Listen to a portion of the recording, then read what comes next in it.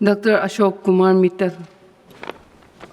Thank you, Madam, that you have allowed me to speak on my concern over rising cost of educational loans and demand for reforms in loan repayment rules.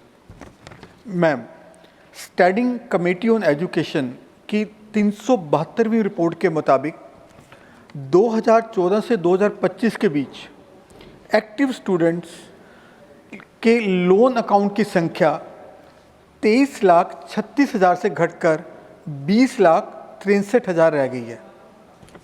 लेकिन दूसरी तरफ loan amount 52,000 crore से बढ़कर 1,37,474 करोड़ हो गई है।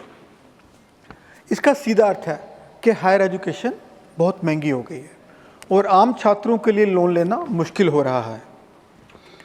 Periodic labour force survey की report के मुताबिक अनएम्प्लॉयमेंट रेट भी 5.2% तक पहुंच गया है। आज बेरोजगारी के कारण लोन लेने वाले बहुत से छात्र अपने लोन की EMI नहीं चुका पा रहे हैं और नौकरी ना होने के कारण वे आर्थिक तंगी और बैंक के रिकवरी दबाव का सामना भी कर रहे हैं। अगर उन्हें कोई नौकरी मिल भी जाती है तो उनकी शुरुआती तनख्वाह इतनी कम होती है कि उसमें घर का खर्चा चलाना और लोन पेमेंट की भारी EMI भरना असंभव हो जाता है। इसी कारण एजुकेशन लोन में डिफ़ॉल्ट्स आ रहा है और ग्रॉस नॉन परफॉर्मिंग एसेट्स 3.8% तक पहुंच गया है। इन हालात को देखते हुए मेरी सरकार से मांग है कि कोलेट्रल फ्री लोन की सीमा 7.5 लाख रुपए से बढ़ाकर 20 लाख रुपए की जाए।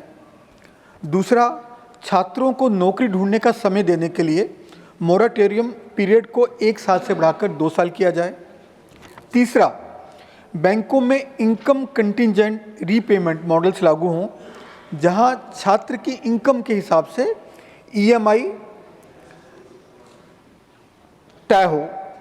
अंत में छात्रों को भारी ब्याज के बोझ से बचाने के लिए सरकार तत्काल एक इंटरेस्ट वेवर स्कीम लाए जिसमें शिक्षा ऋण पर लगने वाले ब्याज का कम से कम 50% हिस्सा सरकार वहन करे, सरकार सहे और बाकी हिस्सा छात्र चुकाएं।